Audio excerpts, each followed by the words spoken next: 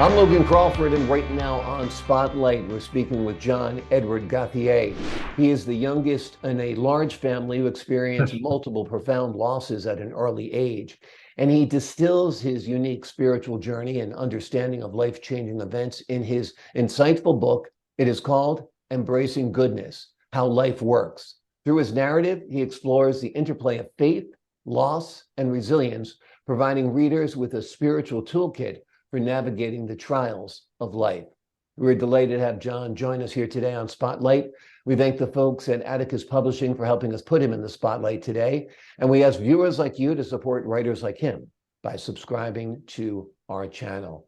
Jon, thanks so much for being our guest today. Well, thank you, Logan. It's great to be here.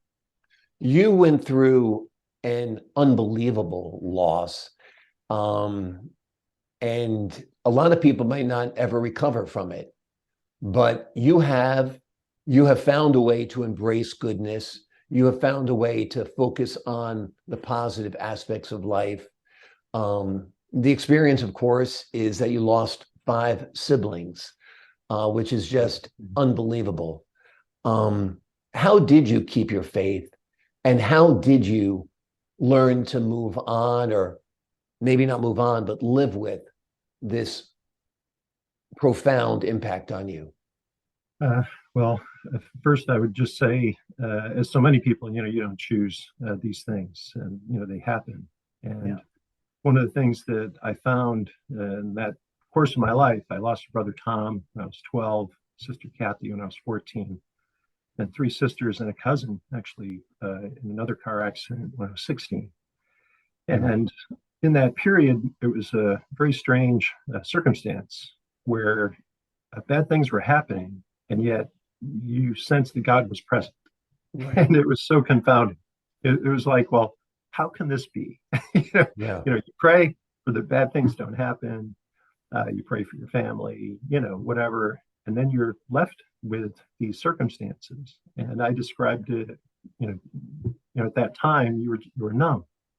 And I think other people going through life-changing experiences, it's similar. And then oddly, over time, you become calm. You kind of go through that acceptance. But it did start me on this journey that I didn't plan on, but one that was like, okay, how do things work? And the subtitle, How Life Works, is actually the working title for about 10 years. And my pastor got me to put it into a book. He saw the manuscript, and Embracing Goodness is actually embracing God's love. And oddly, it's a circumstance where he loves us, but he waits for us to respond. And in that regard, you find yourself sort of reaching out to figure out how things are put together. And I had a business trip many years later. It was like over 2 decades later, and I was reading a book by Saint Therese of Lisieux. She's the little flower, a nickname. And I was reading her book, and I thought, oh, there's so many beautiful things in this book. And her theme is doing little things with great love. And it sort of tied so much of my experiences of my youth together. I thought it needed to be in some way brought to more people in a more user-friendly format, kind of. Anyway, the plane shook, and I was left. It was this massive turbulence. It was so bad that water and Coke and stuff was up on the ceiling. There was another passenger on the plane who actually cut his head, and I remember seeing him in the baggage claim when we got to our destination. It was in Seattle, where I almost wanted to apologize to him. Where it was like, I kind of think I know why this happened, but I didn't want to take claim. Well, anyway, fast forward, I didn't do anything. I wasn't a writer. I was just a professional. And then it happened again a couple of years later, and on another plane ride, where I had the same sort of thought, okay, I need to put this stuff down in writing. And so anyway, the part about that was so haunting was that it was like, okay, I'm not going to wait forever. And then I was left with, all right, I do need to be earnest about this. And so it's 124 pages, 70 chapters, which might actually lead you to think, well, maybe there should be 1,000 pages. Right.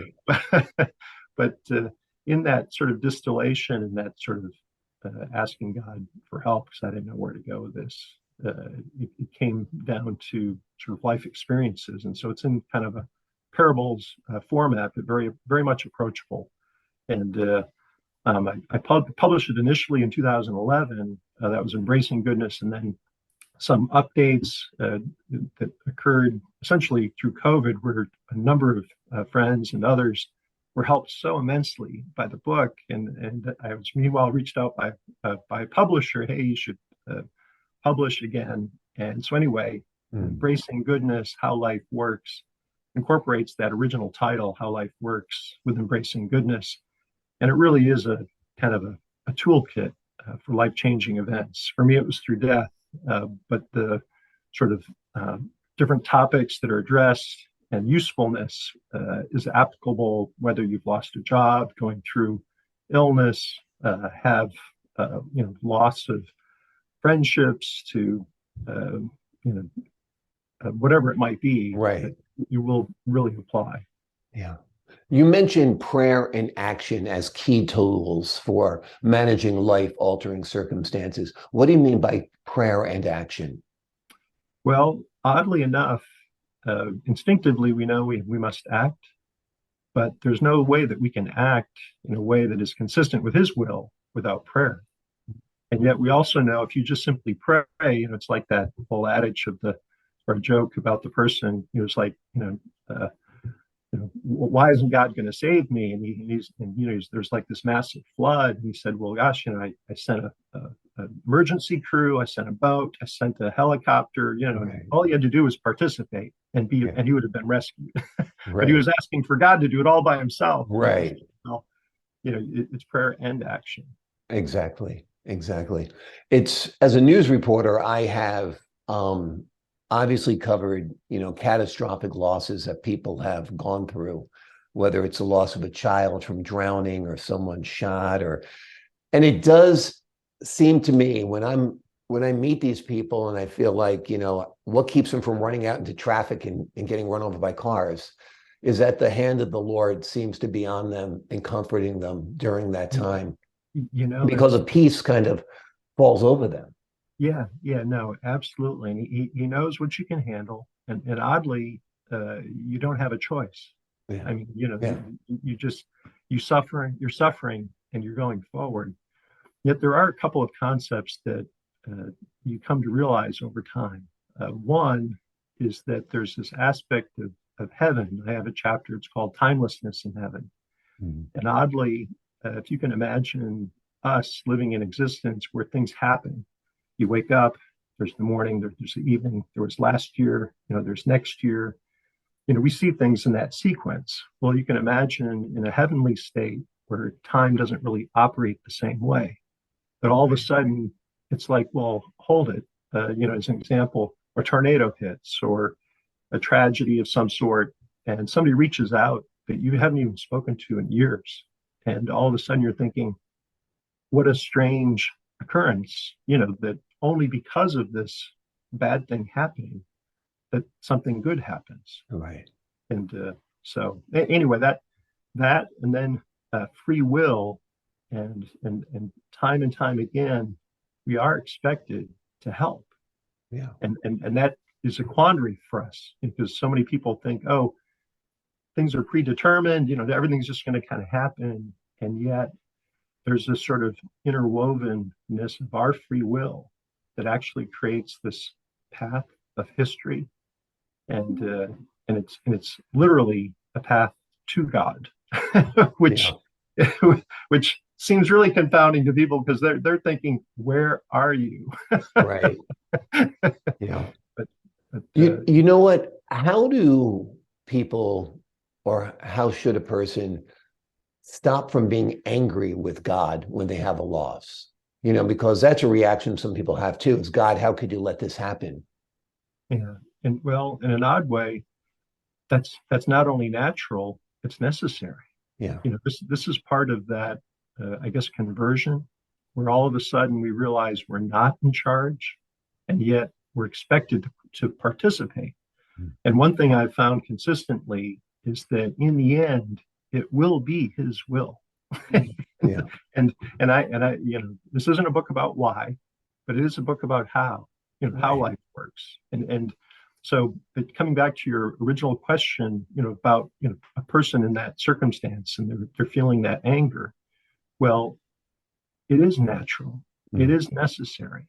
But then oddly, as they learn about how his time sequence and the good that you don't know that's going to come from this, at a later point, there's this tension where we're literally communicating, we can't take it anymore. Right. and when that's communicated, it's actually oddly responded to. And so it's not without impact. And so it's actually a good thing. It's not something that we enjoy in any way. And it's a natural response. But then in this strange twist that only God could come up with, I mean, think about it. His son died on the cross for our sins. Yeah. That would not have been my idea. Right. Exactly. When you're looking for whys, try to figure out the why behind that, right? Oh, right. Yeah. So then what are you going through and how does that compare? And then you're like, well, gosh, I guess if he thinks this way that I don't understand, then you're left with, well, a whole lot of things can come in between that aren't pleasant. But then what do we do? How do we change things? How do we move forward? Yeah. I know your book is a great toolkit for helping people overcome a loss, any kind of loss, whether it's a loss of a spouse, through death, divorce, a child, whatever it might be, a loss of a job, as you mentioned before. Have you thought about reaching perhaps a broader audience, even by turning this into a series or a movie? I have. And I have a sort of an outline. It's really kind of a beautiful sequence. But what's unique about it, it's kind of, you remember the old series, Touched by an Angel? Yeah. It'd be similar to that. Except that what would be unique about it is that they wouldn't be angels, but there are three persons that are involved and they come across different events. And yet the aspects of this that are recurring in these life-changing events and how you move forward, understanding that timelessness in heaven, coming, with that understanding of your free will and the importance of that and how you're not just a passive you are a participant. You're not just a passive observer. And then lastly, that it leads to him. It's our path to him, and kind of sort of why that's so important. It just comes up in so many aspects of life, and I can only sort of imagine the countless scenarios that would apply. And it requires that sort of personal conversion. And yet, oddly, then, without it being angels, without it being sort of, divine beings, we're left with humanity as it is, which is these things happen, miracles happen, and it changes people. But other people, miracles happen, and it doesn't change them. Right. So exactly. It's like I describe it as. Miracle happens, somebody has great faith, and then about a year later, it's like, well, what have you done for me lately? Right. Exactly. The name of the book is Embracing Goodness, How Life Works. It is a toolkit, if you will, that will help you navigate the trials of life. It is beautifully written by a man who has experienced loss and has risen to the top anyway, and has found joy and peace in God's love. Jon, thank you so much for joining us here today on Spotlight. Thank you, Logan. Pleasure is all mine. And to the folks at home, I'm Logan Crawford, thanking you for your time this time. Until next time on Spotlight.